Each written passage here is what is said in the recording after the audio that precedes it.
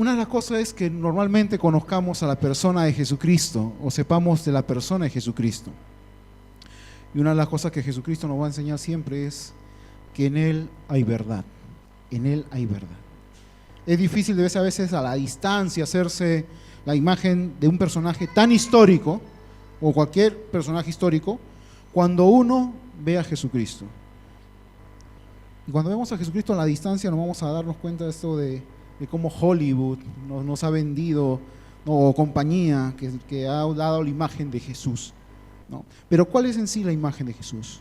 Y esta imagen muchas veces del mundo, de la productora, del cine, muestra un Jesús a un hombre débil, un hombre apacible, con modales suaves, que vive en paz con todo el mundo, ¿no? Y eso nos ha mostrado a Jesucristo.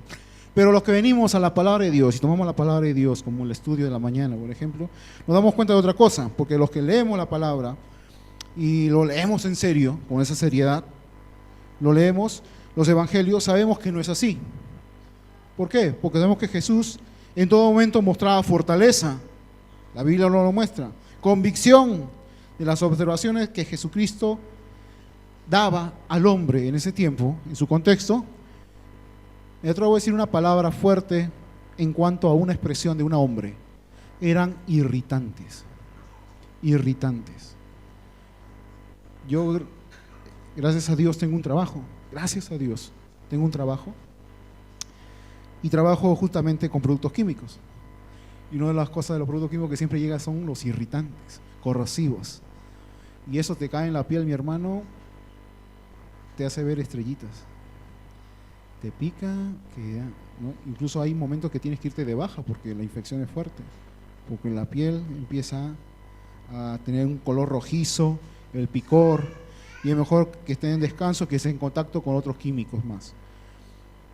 Las palabras de Jesucristo en ese contexto, en su gente, eran así, irritantes, irritaban.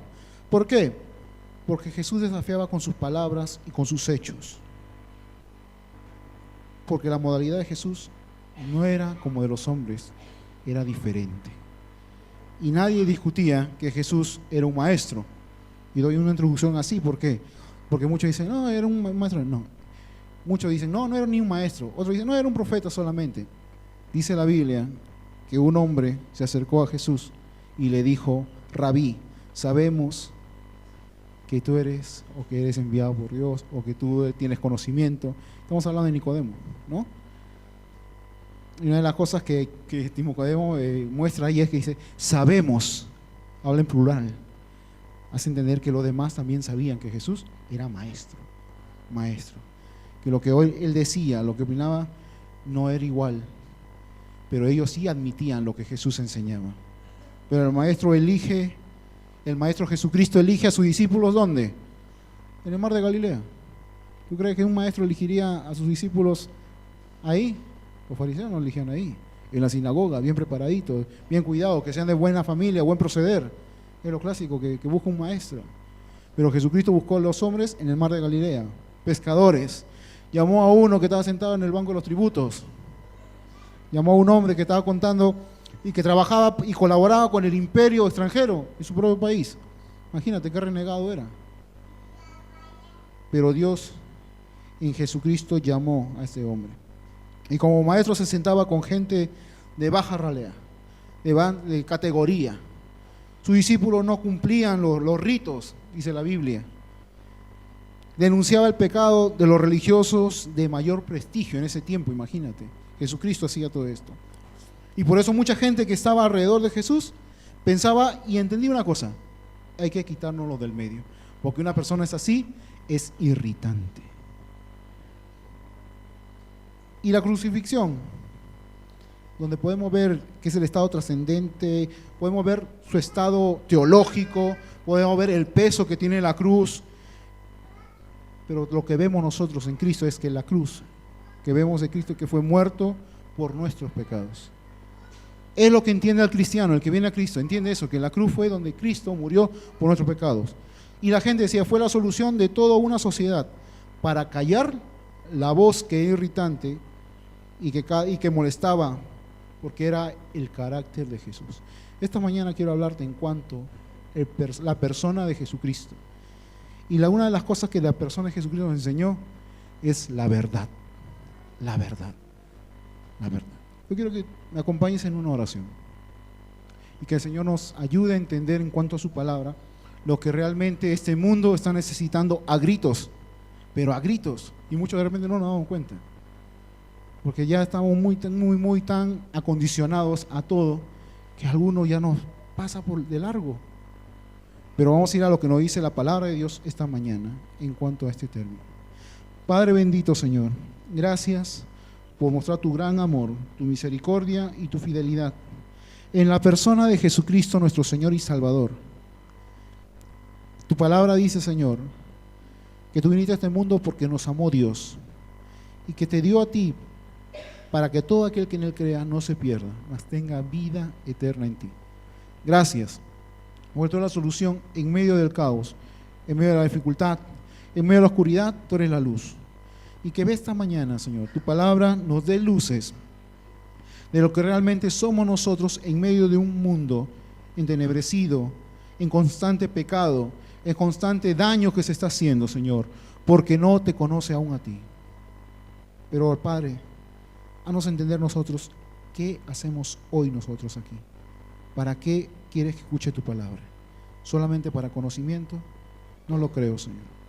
Es para ponerlo en práctica y tener esa convicción de nuestra fe en ti. Tú no nos llamaste a hacer violencia. Tú no nos llamaste a levantar voces solamente en protesta. Tú nos llamaste, Señor, en tu verdad. Y el Espíritu Santo de Dios nos lleva a tu verdad. Gracias, porque tú eres verdad. En el nombre de Jesús, amén. Una de las cosas que Jesús hacía a la luz de la palabra de Dios es que Jesús miraba la realidad. Y cuando vemos los pasajes que muchos ya lo conocemos o muchos hemos visto por películas o por televisión o video, vemos cuando pasa por un lugar y encuentra un ciego, ¿qué hace? ¿Pasa de largo? No, se preocupa y ve la realidad de un hombre que es ciego y que necesita ayuda. De los pobres, igual, también. Y por ahí comienzan las bienaventuranzas, cuando empieza a dar todo un recital precioso de lo que el corazón de Dios tiene para con el hombre. Y Jesús siempre estaba en esa actitud de mirar la realidad. Pero cuando alguien mira nuestra realidad, eso se torna irritante. O nadie de aquí cuando nos dicen, el corte que te has hecho hoy te cae, no va contigo, ¿no? Te crees Backstreet Boys, ahí chiquillo, ahí, con el corte, pero tienes 40, no te cae. O esta ropa, y a veces un comentario así, humanamente, ¿qué pasa? No te gusta, no te gusta. Jesucristo siempre hablaba con convicción en cuanto a lo que estaba viviéndose en ese tiempo. Y una de las cosas que estaba viviendo es la religiosidad de su pueblo, la injusticia de su pueblo. Y Jesús hablaba de toda esa realidad. Y una cosa que dice la Biblia en gran manera, que Dios ama la libertad. Dios ama la libertad. Hizo al hombre libre. ¿Cuándo dicen amén? Dios hizo al hombre libre. Y esa es la condición más maravillosa y esencial del ser humano, la libertad. La libertad.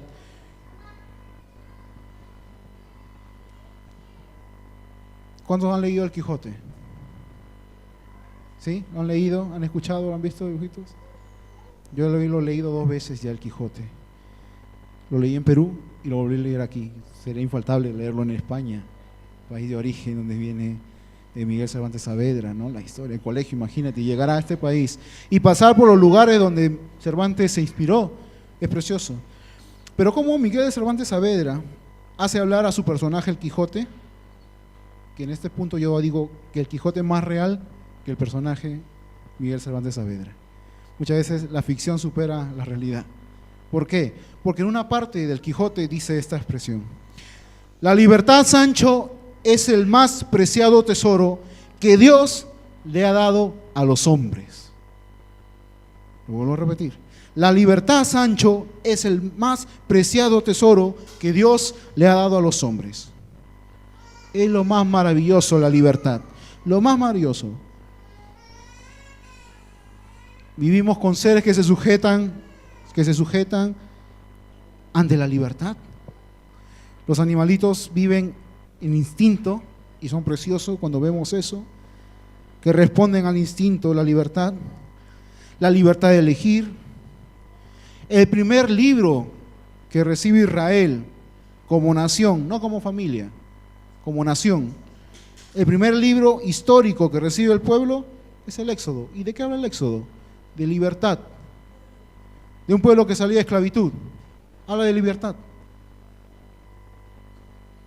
¿Por qué? Porque era un pueblo sometido a Egipto y Dios guía a un hombre a sacar. No es que el hombre lo sacó a Egipto, no. Y Dios utiliza las plagas para sacar a un pueblo en todo su poder y señorío. Y nuestro Señor Jesús, un día en las sinagogas, le dan el pergamino y empieza a dar la proclama de la libertad, diciendo: el Espíritu del Señor está sobre mí, porque viene a dar libertad al cautivo. Qué precioso que cuando alguien se porta mal, papás, mamás, ¿qué hace cuando el hijo se porta mal? ¿Qué hacemos? ¿Cómo? ¿Cómo le cuesta decir, no? Corregirle, otro lo llama castigo, disciplina. ¿Y qué es lo primero que haces? Papás, hoy no sales a jugar, ¿verdad? Hoy no tienes dibujos. Prohibimos cosas, cortamos la libertad que ellos tienen en hacer muchas cosas, pero por causa de desobediencia, por causa de portarse mal, cortamos eso. Hoy en día, un hombre se porta mal en la sociedad, ¿qué pasa? Le prohíben la libertad, a la cárcel. Tantos años, tantos meses, incluso, como hay ciudades o países, cadena perpetua, ¿no? Estamos en un sistema liberal. Tú y yo estamos viviendo en un sistema liberal. No es que solamente un país, no, estamos en un sistema liberal. Y la libertad es la gran palabra de estos tiempos. Escuchen lo que digo. La libertad es la palabra de estos tiempos. ¿Por qué? Porque hay libertad de prensa, hay libertad de acción, hay libertad de mercado, hay libertad de culto, hay libertad de empresa, de sufragio, de enseñanza, la libertad por todas partes, por todas partes. Y yo quisiera hacer una pregunta. ¿Qué opina Jesús de nuestra libertad? ¿Qué opina Jesús de tu libertad que tú tienes? ¿Qué opina Jesús? Me gustaría preguntar eso a cada persona por la calle y pararlo. ¿Qué opinas de la libertad? ¿Qué opinas de la libertad? Pero creo que Dios quiere comenzar con nosotros para saber qué opina la libertad. ¿Estamos en un país libre? ¿Cuántos dicen amén? ¿Estamos en un país libre? ¿Sí? ¿Por qué? ¿Por qué? Porque hay libertad. Bueno, ¿no? ¿Estamos en un país libre? Sí, ¿por qué? Porque estamos en libertad. Sí. ¿Estamos en un mundo libre? Ahí bajó un poquito la percusión. ¿No? ¿Nosotros hacemos culto libre de la libertad? Pues vamos a preguntar a nuestro Señor Jesús a través de la palabra, ¿qué enseña acerca de la libertad? Jesús enseñó que la libertad siempre está unida a una palabra que hoy en día no tiene tanto valor, que es la verdad. Jesús enseña esto, que la libertad siempre va unida de la palabra y la enseñanza que es la verdad. Conoceréis la verdad y la verdad os hará libre. ¿Dónde está? ¿Quién se acuerda? Juan capítulo 8, versículo 32. Evangelio de San Juan, capítulo 8, versículo 32. ¿Lo leemos? Capítulo 8, versículo 32. A ver, ¿lo tenemos todos? ¿Lo tenemos todos? A ver, otra vez, yo quiero escuchar fuerte. ¿Lo tenemos todos? Uy, ese está bien bajito, debajo del agua. ¿Lo escuchamos todos? ¿Tenemos? Amén. Gloria a Dios. ¿Qué dice la palabra de Dios? Y conoceréis la verdad y los hará libres. Nos ponemos de pie. Nos ponemos de pie. Y a la voz de tres, todo fuerte, decimos esta proclama tan cierta de Jesucristo. 1, 2, 3. Y conoceréis. Amén. Podemos tomar asiento. Me acordé de la enseñanza de Gaspar, que un día, que cuando tomamos la palabra de Dios tenemos que tener esa reverencia, esa fuerza de poder decir, esto es cierto. Jesús enseñó que la libertad siempre va unida a la verdad. La verdad es la única que puede generar libertad. Quiero que entiendas esto. La verdad es la única que puede generar la libertad. Con nuestros niños, pongo ejemplo los niños, porque yo tengo uno. Con nuestros niños, dicen la verdad, ¿qué pasa? Se suspende el castigo, porque son honestos. Reconocen que han hecho el mal, pero reconocen, y ese es un buen principio de la verdad. No sabemos la verdad de las cosas porque no somos libres. Cuando no entendemos la verdad de las cosas es porque no hemos entendido lo que es la libertad. Si no conocemos la verdad, somos esclavos y no libres. ¿Cómo entiende una persona que es verdad las cosas? ¿Cómo entiende una persona? ¿Cuántos han fumado aquí? Fumado. ¡Ah! ¿Pastor ha fumado? Sí, yo he fumado. ¿Y qué pasó? Cuando vine a Cristo, dejé de fumar. Antes de venir a Cristo ya había dejado de fumar. Antes de que pasen todas las cosas que estaban pasando en mi vida, ya había dejado. ¿Por qué? Porque un día, y ustedes los que ya me conocen saben de dónde vengo y cómo he sido. Algunos todavía no les cuento porque si no se horrorizan. Pero yo estuve rodeado de gente, de pandillas. Y en ese grupo conocí a un chico que iba siempre con nosotros al estadio, iba de viajes a alentar al equipo. Y en una de esas, me acuerdo que el chico siempre se hacía así. Meses más tarde nos damos cuenta que el chico tenía un hinchazón. Y cuando nos damos cuenta, el chico ya no venía a los partidos de fútbol. ¿Qué había pasado? Y el chico siempre fumaba.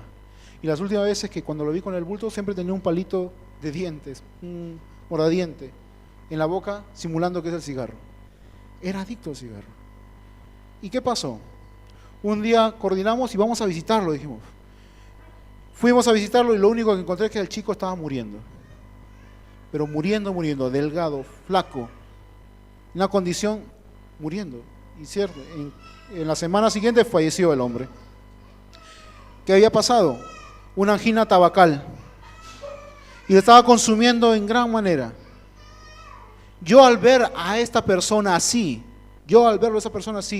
me dije, y hoy en día, muchos tienen los cigarrillos en el bolsillo, en la cartera, en la mochila, y dice, ¿qué dice el cigarrillo?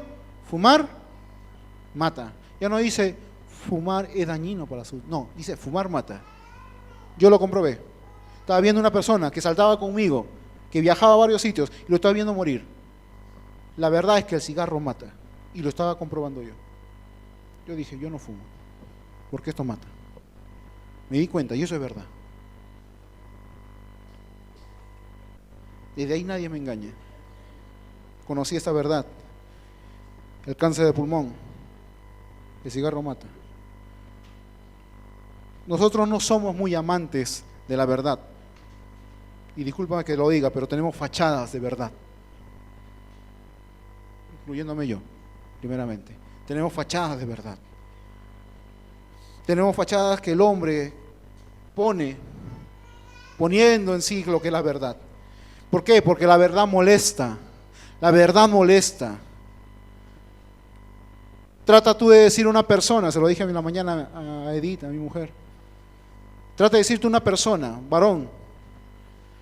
Dile a una persona, a un varón que esté con su mujer ahí, y dile, mi amigo, trata de decirle a tu mujer que frene la lengua porque la chismosería que está contando está haciendo daño. Trata de decirlo tú eso a una persona. Lo primero que te digo, vas a encontrar un enemigo. O tú dile a una mamá, señora, o corrige a su niño o está criando un delincuente. La mamá, imagino, saca las uñas así y se va encima del hombre. No nos gusta que nos diga verdad, y es verdad, porque a veces si no corregimos, o a veces si no frenamos algo que está pasando, tiene sus consecuencias. Y esa es la fachada de verdad, porque no nos gusta recibir verdad. Cuando alguien nos dice algo en cuanto a verdad, bien que nos molesta, bien que nos molesta. Yo quiero que te quede grabado esta expresión, que es un juego de palabras, sí, pero tiene una gran verdad en cuanto a lo que dijo Jesús. La libertad no es hacer lo que nosotros queramos, sino que la libertad es hacer lo que debemos hacer para seguir siendo libres. La libertad no es hacer lo que nosotros queramos, la libertad es hacer lo que debemos hacer para seguir siendo libres. Hay un escritor inglés que tenía siempre sus enseñanzas a través de un personaje, el padre Brown. Y una de las enseñanzas que daba él, me acuerdo, era que había una jaula de un pájaro, y un día el hombre se le ocurre abrir la puertita de la jaula para ver y experimentar qué hace este pajarito, si sale o no. Y el pajarillo quería salir, no quería salir, quería salir, pero siempre veía una sombra por ahí. Y el pajarillo no se atrevía a salir porque veía la sombra. Y en eso sale un día el pajarillo, vuela por toda la casa y vuelve. Y otra vez lo sacan al patio, sale el pajarillo y vuelve a la jaula. Y en un día que eso está en el patio, con la puertita abierta, el pajarillo sale y se da cuenta que aparece otra vez esa sombra.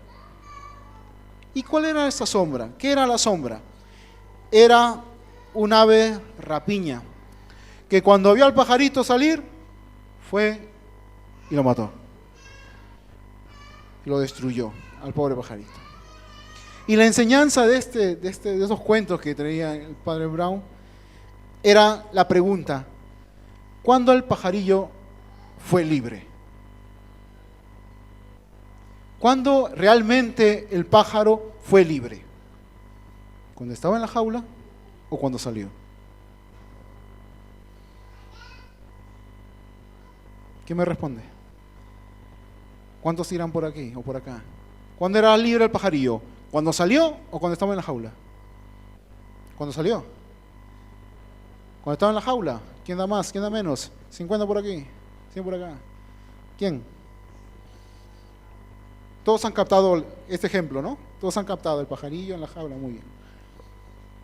Pues la enseñanza era que cuando la puerta estaba abierta, pero cuando se mantuvo dentro, cuando estuvo el pájaro fuera del alcance del peligro de esa sombra, es cuando él estaba en libertad.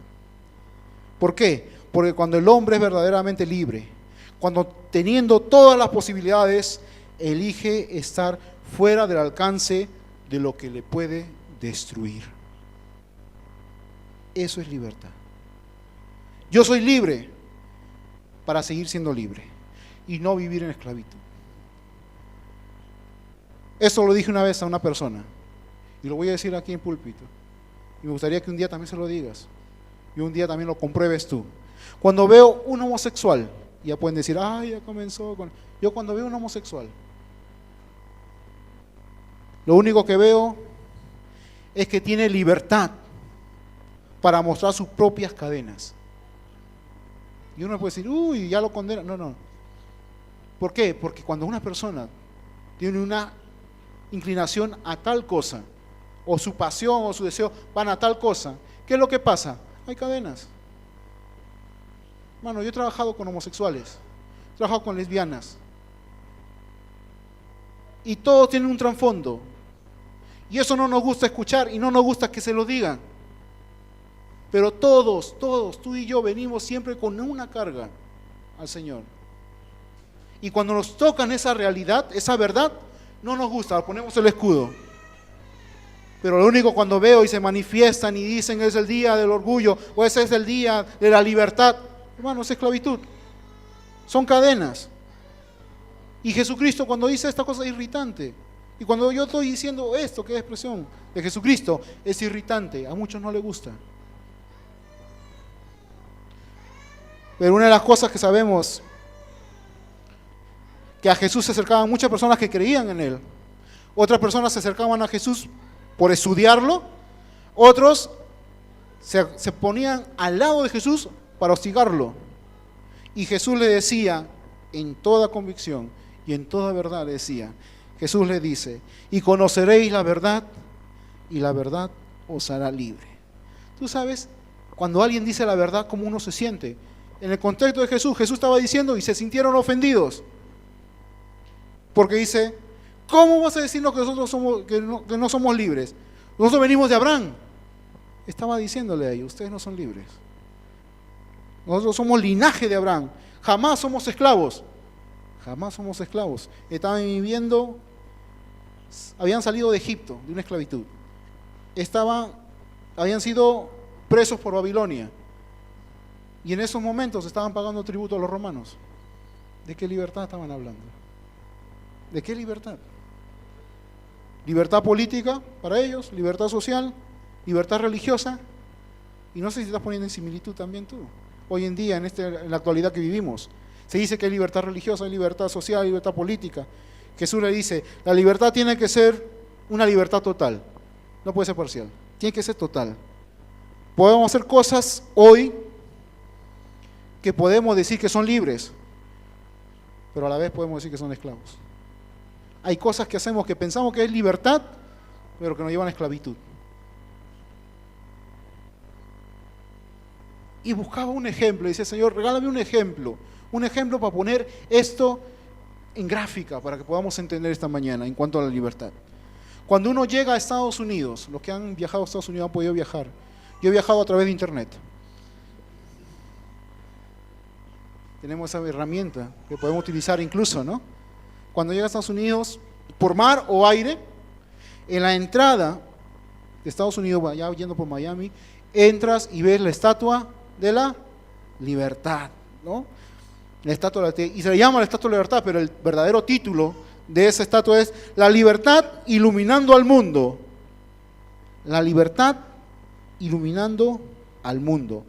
Y se la regaló Francia en 1886. Se la regaló, cumpliendo el centenario. Se la regaló.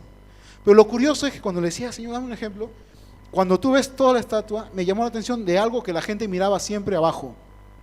¿Y qué era? Era lo que decía la placa de la Estatua de Libertad, o de la libertad iluminada al mundo.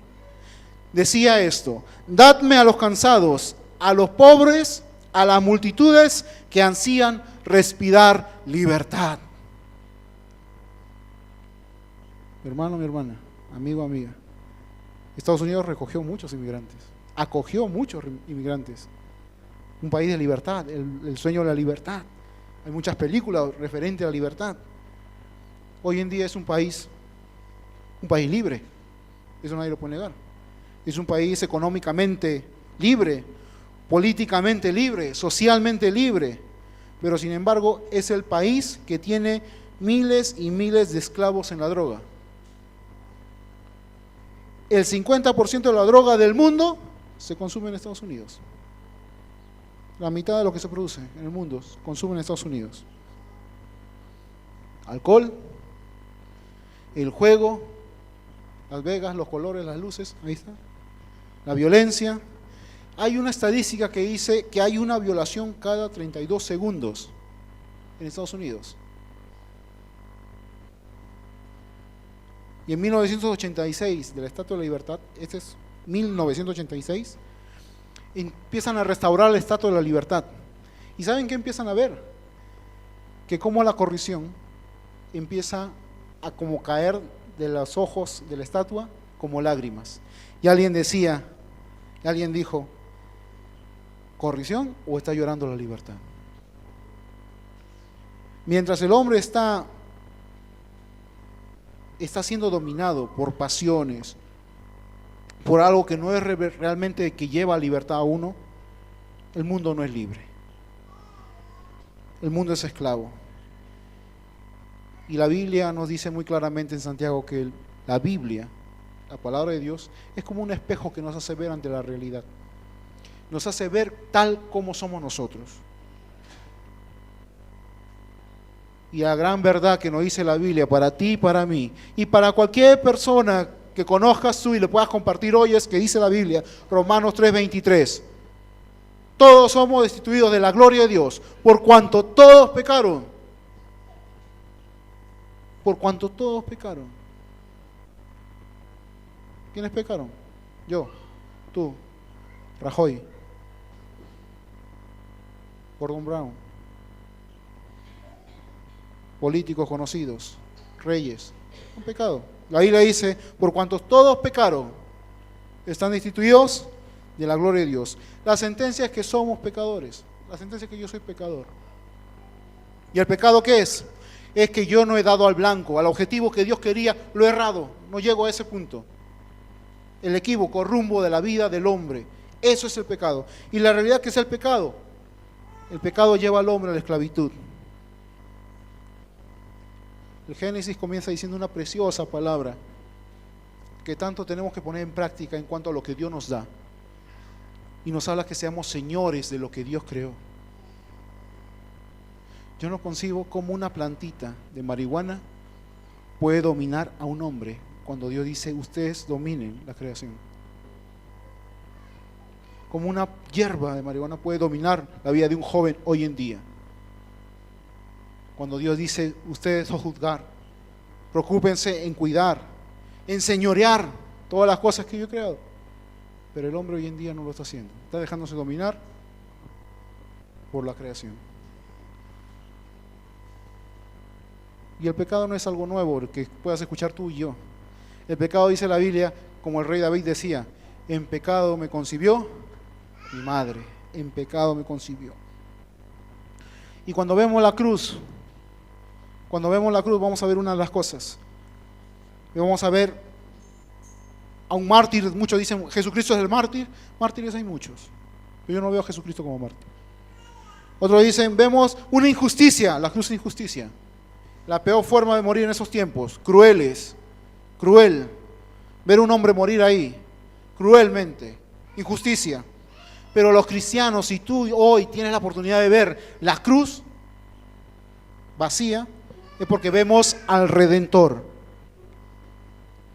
Y el Redentor viene de la palabra aquel que compra, al hombre que me compró de la esclavitud. El hombre que me compró de la esclavitud. Y al entender eso tenemos que hacer una cosa, entregarnos a Él. Entregarnos a Él. ¿Es fácil creer? ¿Sí? Cuando dicen que es fácil creer. Ojo, un término normal, creer. ¿Tú crees en algo? Yo escuché a mucha gente que dice, yo creo en algo. Yo creo en algo. Otros dicen, sí, bueno, no creo en Dios, pero creo en algo. ¿Han escuchado ese término? ¿Sí? Así hay muchos, yo también decía eso.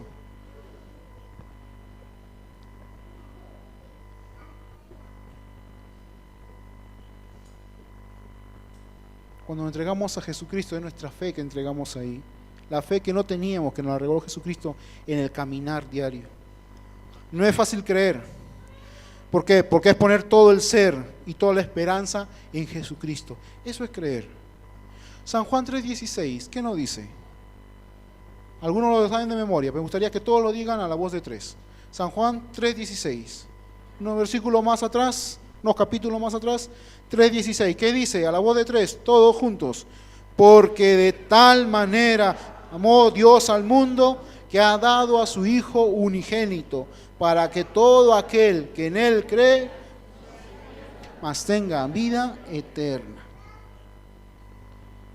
Ciertamente conocí a un misionero en Perú que trabajaba con nosotros. Y cuando hablo de un misionero siempre tengo un respeto y un cariño, aprecio.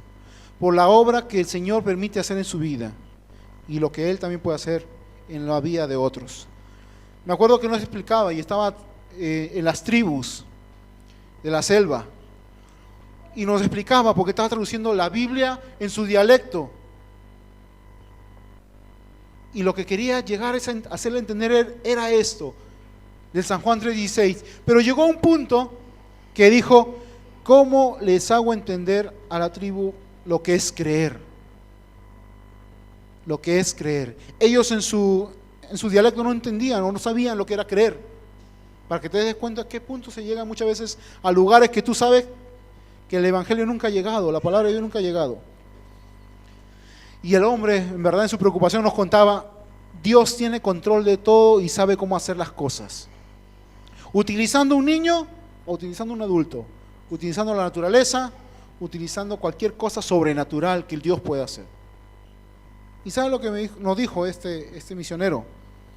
Yo en un momento me sentí frustrado porque no sabía cómo hacerles ver a esta gente en cuanto a lo que es creer, lo que yo creía en Jesucristo. Y dice que de ahí venía un hombre que ya estaba tiempo con la gente de la tribu y llega cargado de una mochila, llega cargado de unos bolsos. Por favor, un ratito a los niños. Cargado con los bolsos, cargado, pesado, y dice que está llegando y lo ve el misionero. Y cuando viene el hombre, ve un banco y el hombre se sienta y dice, pongo todo el peso de lo que soy aquí en el banco. Atento a lo que te estoy diciendo. Pongo todo el peso de lo que soy aquí. Se estaba refiriendo en un banco. Y el misionero dijo, ahí está. Porque de tal manera amó Dios al mundo. Porque de tal manera amó Dios al mundo, que ha dado a su Hijo unigénito, para todo aquel que traiga su peso, lo ponga en él. Porque de tal manera amó Dios al mundo en Jesucristo.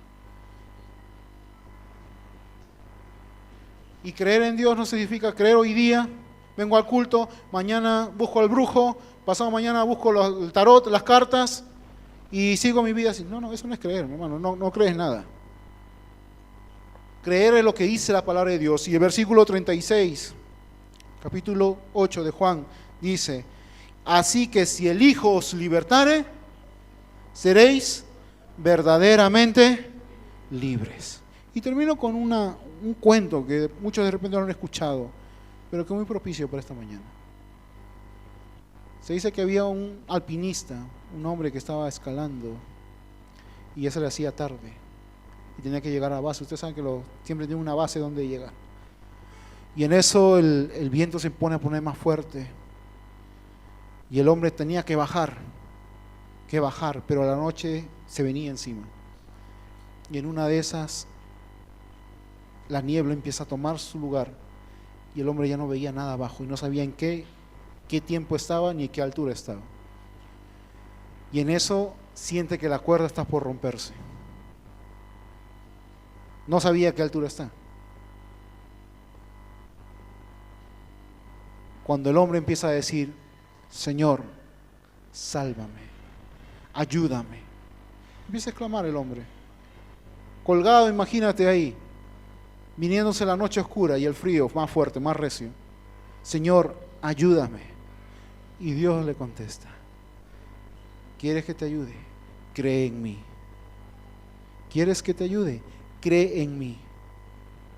Creo en ti, Señor. Creo en ti, dice el alpinista. Y Dios le dice, corta la cuerda. Señor, estoy agarrando la cuerda, ¿cómo voy a cortar? ¿Crees en mí? Corta la cuerda. Al día siguiente encuentran al alpinista colgado casi a 1 metro del suelo, pero colgado y congelado. No cortó la cuerda. Dios nos dice, conoceréis la verdad y la verdad os hará libre. Jesucristo es la verdad, es el camino y es la vida. Si hoy entregamos nuestra vida a Jesucristo, si hoy le damos lugar a que Jesucristo, la fuente de vida eterna, la fuente de verdad, nos hace la invitación de creer en Él, lo único que puedo decir es que cortemos la cuerda, que no dudemos, creamos en Él, creamos de todo corazón que Él nos dice, yo estoy contigo, y que si el Hijo los libertare, verdaderamente serás